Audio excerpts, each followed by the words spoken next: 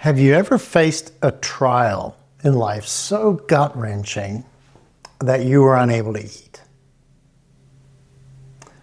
Welcome to The Rod and the Staff. I'm Tony Myers.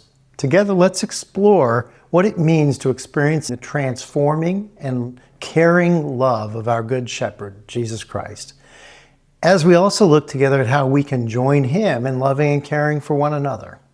Thank you for joining me. Last session, we looked at the idea of external threats, that we live in a life that is fallen, unpredictable, and hard. We looked at the external threat of circumstances, often beyond our own control. In this session, we want to look at the external threat of enemies. Now, David, the psalmist, had plenty of enemies. And we're not just talking about the grumpy neighbor or someone who stole his parking spot for his camel at the local oasis. No, we're talking about people who wanted to kill him. Those kinds of enemies. His brothers disliked him. Goliath despised and mocked him. King Saul hunted him. Absalom, his own son, rose up against him. Joab, a trusted advisor, betrayed him. And Shimei, a dude of no significance, mocked him. David's life was filled with a string of enemies, betrayers, of people that were just out to harm him and hurt him. And in the midst of this, David makes this statement in Psalm 23, verse 5. He says, "You prepare a table for me in the presence of my enemies." That's a strange statement. It brings together two things that we don't usually put in the same thought, in the same sentence. There's a feast and a fight combined into the same statement. The picture here is, imagine a battlefield and the enemy is approaching, and David is like, okay, God, what do we do? Help me. What do we do to prepare for this? And God says, here, I'm going to spread a lavish banquet for you right here in the field while the enemy is coming. Only a fool would do that. We have a story of a fool like that in Daniel 5, King Belshazzar, when the enemies were at the gates of his empire and he was feasting, but he was an idiot. David here is looking at life in a realism, and God invites him to a feast in the middle of a fight. He prepares a feast for us in the presence of our enemies. It's a metaphor. It's really about helping us to get to thinking about what is truly happening in our lives when things threaten us or when people or trials threaten us. When you're facing an enemy, within or without, stop and then picture this: God inviting you to a meal. He's inviting you to stop and sit with Him in a meal. And two things He says He's going to do at that meal. He says He's going to anoint your head with oil, and He is going to make your cup overflow. There's only one thing better than a good metaphor, and that's a mixed metaphor. And that's what He does here. He's giving the metaphor of a feast and a meal in the middle of a fight. And then He says, at that meal, here comes the mixed metaphor. He is going to anoint your head with oil. Shepherds anointed the heads of their sheep to protect them, to protect their eyes and their ears from infections, from pests. But David is thinking way beyond even that part of the metaphor to what it is figuratively pointing to. Anointing was a sign of authority. A king would be anointed, set apart. A priest was set apart with an anointing. What God is saying here is that in the midst of a trial, God is anointing you. God is setting you apart for something.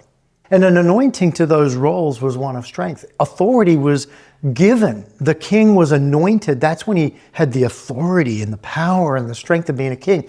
And so the invitation here is, as you walk through the valleys of life and feel weak and vulnerable, God says, I'm going to anoint you because you're actually powerful and authoritative.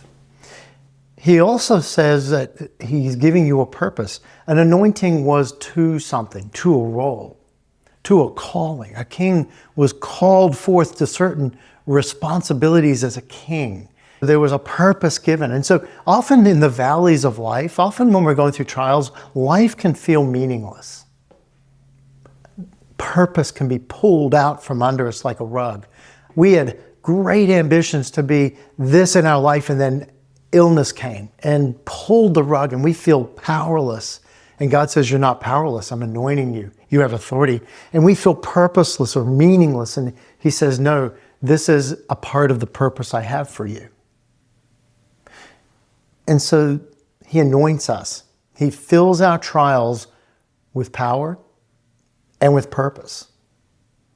1 Corinthians 10:13 says, no temptation has overtaken you except that which is common to man. God is faithful, and he will not let you be tempted beyond your ability.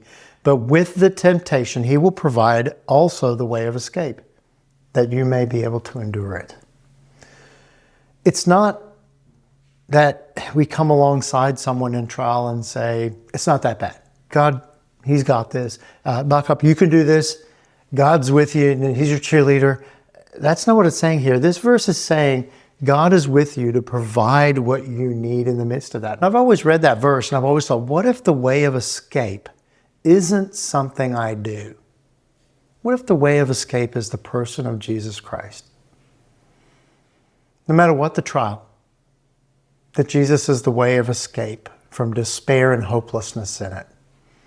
That when the trial of people opposing you and disparaging and slandering your name, Jesus speaks the truth over you. When death comes, his resurrection brings hope that there is more than this life. The invitation, I believe in that verse, 1 Corinthians 10:13, is to run to Christ and to cling to Christ in our trials. What about the phrase, my cup overflows? In the valleys, you feel empty. There's just nothing there. You have no strength.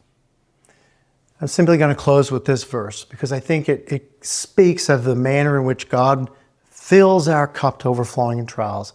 In 2 Corinthians 12:9, we read, my grace is sufficient for you. My power is made perfect in weakness. Therefore, I will boast all the more gladly in my weakness, so that the power of Christ may rest upon me.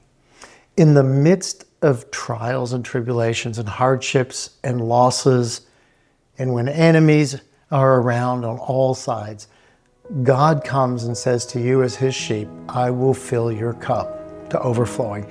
You feel weak, but in your weakness, my strength is made perfect.